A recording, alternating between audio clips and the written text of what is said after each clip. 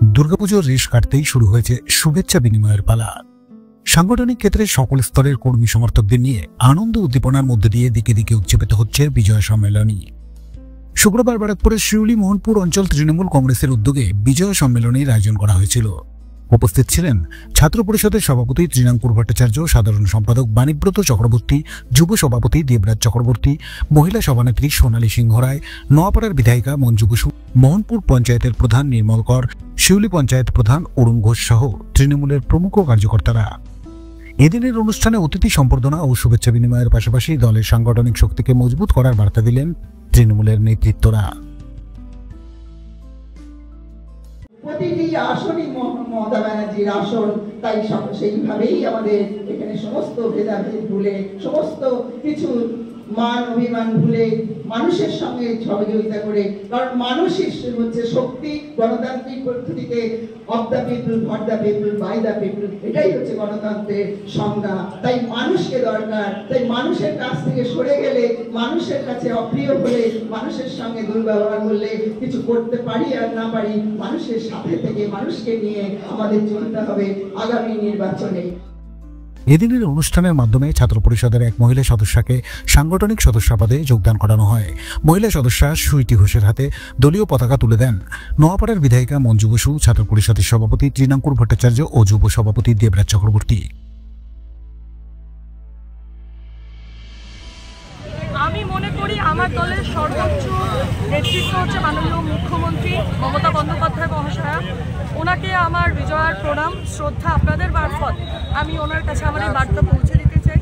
এবং আমাদের দলের সর্বভারতীয় তৃণমূল কংগ্রেস দলের সাধারণ সম্পাদক মাননীয় অভিষেক বন্দ্যোপাধ্যায় মহাশয়কেও আমার প্রণাম, শ্রদ্ধা। ওনার কাছেও আমি আপনাদের মারফত এই বার্তা পৌঁছে দিতে চাই যে রাজনীতিটা তো একা একা করা যায় না। আমরা সকলে মিলে একসাথে সংঘবদ্ধভাবে যদি আমাদের কাজ আমরা সুসম্পন্নভাবে করতে পারি, তাহলে আমার মনে হয় আমাদের দলের হাত অনেক যত বেশি শক্ত হবে, তত বেশি আমরা মাননীয় মুখ্যমন্ত্রীর হাত শক্ত করতে পারবো। এবং ওনার অনুপ্রেরণায় এবং আমাদের মাননীয় নেতা অভিষেক বন্দ্যোপাধ্যায়ের অনুপ্রেরণায় আজকে আমরা এই জায়গাতে, এবং সেই ছাত্র রাজনীতি 2012 থেকে শুরু করে আজ অবধি স্টিল নাও আমার সাথে যারা আছে সবাই আছে একসাথে, আমরা যারা ছিলাম আছি থাকি। সেটা দল যেটা আমাকে দায়িত্ব দেবে, আমি দলের জন্য দলীয় কর্মী হিসেবে কাজ করব। শুধু আমি চাই যে আমাদের মধ্যে কোনো রকম ধর্ম, জাত, বিভেদ এই সমস্ত কিছু না থাকুক, আমরা যেন মিলেমিশে সকলে একসাথে কাজ করতে পারি। সেটা আমি অবশ্যই আমার গ্রামের জন্য কাজ করতে চাই। ছাত্র পরিষদের সভাপতি তৃণাঙ্কুর ভট্টাচার্য বললেন, বিজেপি হলো বাংলা বিরোধী দল, কারণ বিজেপি বাংলার কৃষ্টি সংস্কৃতি ঐতিহ্যের কথা বলে না। বিভিন্ন জায়গায় বাঙালিদের বিরোধিতা করছে বিজেপি। ভিন রাজ্যেও বাঙালিদের বিরুদ্ধে চক্রান্ত করে তাদের ভাতে মারার চেষ্টা করছে বিজেপি। এমন একটি পর্যায়ে যদি বাংলার হয়ে কেউ লড়াই করে থাকেন, তিনি হলেন মমতা বন্দ্যোপাধ্যায়। তাই সকলকে নেত্রীর পাশে দাঁড়াতে হবে। পাশাপাশি এসআইআর ইস্যু নিয়ে তিনি বললেন, মানুষের ভোটাধিকার কেড়ে নেবার চেষ্টা করা হচ্ছে। তাই ভোটার তালিকা পর্যবেক্ষণ করতে হবে, যাতে ভোটার তালিকা থেকে কারোর নাম বাদ না যায়। তাই প্রতিটি মানুষকে সচেতন হতে হবে। বিজেপি হচ্ছে বাংলা বিরোধী একটা দল। কেন বিজেপি বাংলা বিরোধী দল? কারণ এরা বাংলার কৃষ্টি সংস্কৃতি ঐতিহ্যের কথা শুধুমাত্র বলে না তা নয়, আপনারা দেখছেন বিভিন্ন জায়গায় তারা বাঙালিদের বিরোধিতা করছে। বাঙালিদের তারা বাংলা শুধু নয়, বাংলার বাইরে বিভিন্ন রাজ্যে যেখানে বাঙালিরা আছে তাদের বিরুদ্ধে এরা চক্রান্ত করছে এবং এদেরকে হাতে মারার চেষ্টা করেছে, পাতে মারার চেষ্টা করছে। তো এমন একটি পর্যায়ে আজকে যদি বাংলার হয়ে কেউ লড়াই করে, তার একমাত্র নাম মমতা বন্দ্যোপাধ্যায় এবং আজকে আমাদের ইউথ আইকন অভিষেক বন্দ্যোপাধ্যায়।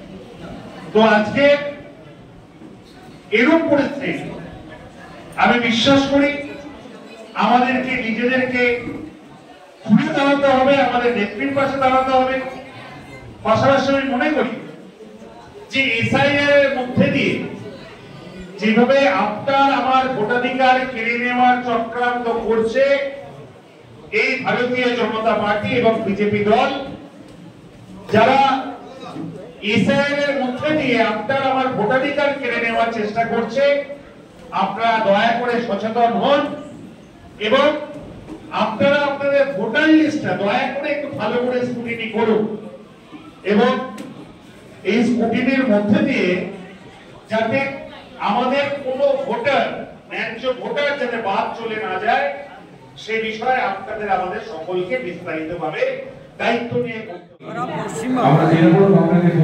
তৃণমূল কংগ্রেস জবে থেকে মানে 2011 থেকে আমরা গঠন করেছি।